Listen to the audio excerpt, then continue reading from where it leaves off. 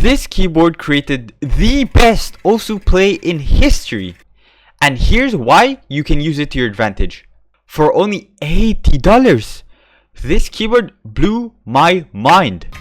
Am I using relaxed or what? The box comes with the keyboard, extra switches, keycap puller, and a braided USB cable. I know what you're all thinking. Why should I get a DrunkDeer instead of the famous Wooting G60 HE? Let me show you a list of pros and cons. Let's start off with the pros. First, you can get this keyboard for only $80 right now, less than half of the Wooting's price.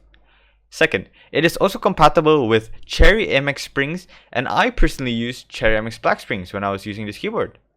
Third, this keyboard switches felt smoother in my experience. Typing just felt better and I enjoyed it more. Fourth, it doesn't have that weird ramp in front of the keyboard that I absolutely hate. Fifth, it comes in more colorways which are black, white, and gray, and also provides more layouts which are 60%, 65%, and 75%. Moving on to the cons. DrunkDeer software is less user-friendly, though it works just fine, so there's absolutely nothing to worry about. Second, DrunkDeer has a cheaper feel when it comes to the overall build quality. The keyboard is just lighter and feels cheaper. Third, I feel like when I play with the DrunkDeer switches, the keys don't bounce back up as fast as the Wooting. You could love it or hate it as it is a preference thing, but clearly it isn't gonna limit anyone. I personally hate it, but you might like it. Next up, sound test. Let's hear how the DrunkDeer sounds.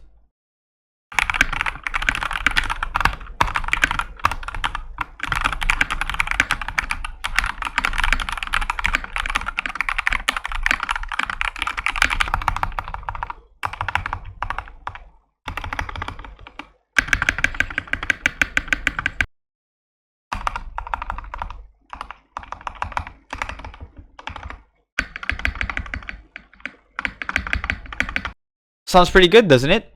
This is also completely stock, so I'm sure it will sound even better when you mod it. If you're convinced on buying it, you can support me by using the links in the description as I gain a small commission when you do. Moving on to how to use the software.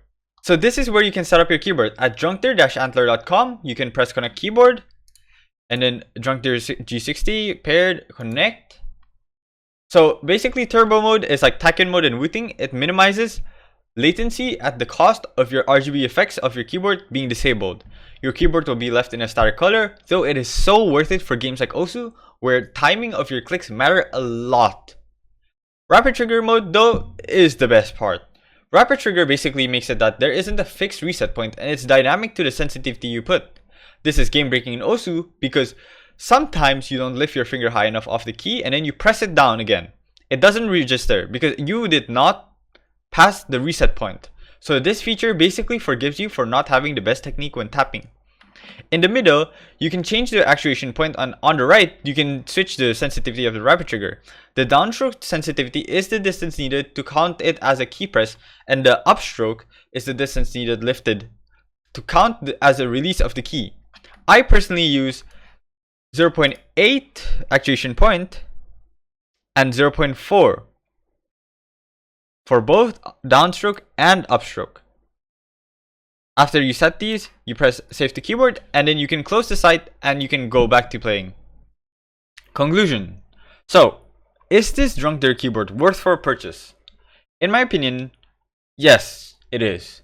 For just $80, it's a very good price for a keyboard that has rapid trigger functionality and has proven to have great performance in Osu, which also has a really nice typing experience as an extra.